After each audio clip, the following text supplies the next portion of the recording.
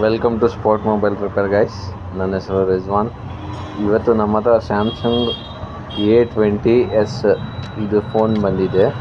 ಇದರಲ್ಲಿ ಪ್ರಾಬ್ಲಮ್ ಏನಿದೆ ಅಂತಂದರೆ, ಇದರಲ್ಲಿ ಬ್ಯಾಟ್ರಿ ಬ್ಯಾಕಪ್ ಕಸ್ಟಮರ್ಗೆ ತುಂಬಾ ಕಡಿಮೆ ಬರ್ತಾ ಇದೆ.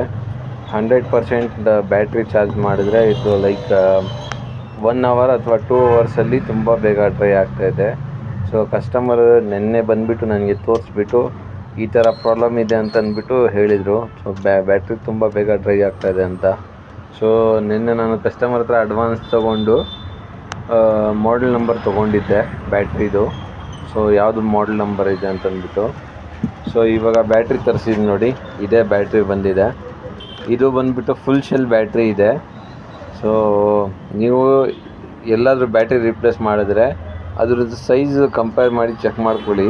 ಯಾಕಂದರೆ ಅದು ಫುಲ್ ಶೆಲ್ ಇದೆಯೋ ಹಾಫ್ ಶೆಲ್ ಇದೆಯಾ ಅಂತ. ಹಾಫ್ ಶೆಲ್ ಬ್ಯಾಟ್ರಿ ಇದ್ದರೆ ಅದು ನಿಮಗೆ ಬ್ಯಾಕಪ್ ಬರೋದಿಲ್ಲ. ಫುಲ್ ಶೆಲ್ ಬ್ಯಾಟ್ರಿ ಇದ್ದರೆ ಸೇಮ್ ಸೈಜ್ ಇರುತ್ತೆ. ಸೇಮ್ ಸೈಜ್ ಇದ್ದರೆ ನಾವು ಅದಕ್ಕೆ ಫುಲ್ ಶೆಲ್ ಬ್ಯಾಟ್ರಿ ಅಂತ ಹೇಳ್ತೀವಿ. ಸೊ ನೋಡಿ, ನಾನು ಹಾಕಿ ಚೆಕ್ ಮಾಡ್ತಾಯಿದ್ದೀನಿ.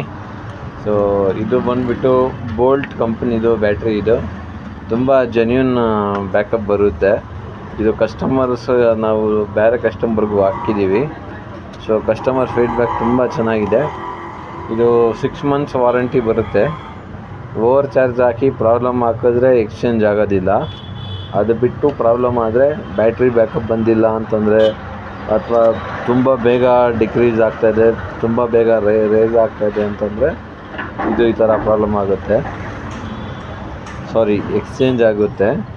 ಸೊ ಅದಕ್ಕೋಸ್ಕರ ಸ್ಪಾಟ್ ಮೊಬೈಲಲ್ಲಿ ನಾವು ಇಮಿಡಿಯೇಟ್ ಸರ್ವಿಸ್ ಕೊಡ್ತಾಯಿದ್ದೀವಿ. ಇದು ಕಂಪ್ಲೀಟ್ ಪ್ರೊಸೀಜರ್ ಬಂದುಬಿಟ್ಟು ಕಸ್ಟಮರ್ಗೆ ನಾವು 10-15 ಮಿನಿಟ್ಸಲ್ಲಿ ಫಿಟ್ ಮಾಡಿ ಕಸ್ಟಮರ್ಗೆ ನೋಡಿ, ಫುಲ್ ಸೈಜ್ ಬ್ಯಾಟ್ರಿ ಇದೆ. ಇದು ಫುಲ್ ಶೆಲ್ ಬ್ಯಾಟ್ರಿ ಇದೆ, ಒರಿಜಿನಲ್ ಸೈಜ್ ಇದೆ.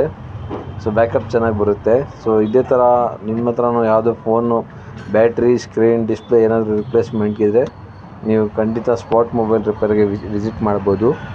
ನಾವು ಆದಷ್ಟು ಬೇಗ ಇಮಿಡಿಯೇಟ್ ಸ್ಪಾಟಲ್ಲಿ ರಿಪೇರ್ ಮಾಡಿಕೊಡೋಕ್ಕೆ ಟ್ರೈ ಮಾಡ್ತೀವಿ. 99% ನಾವು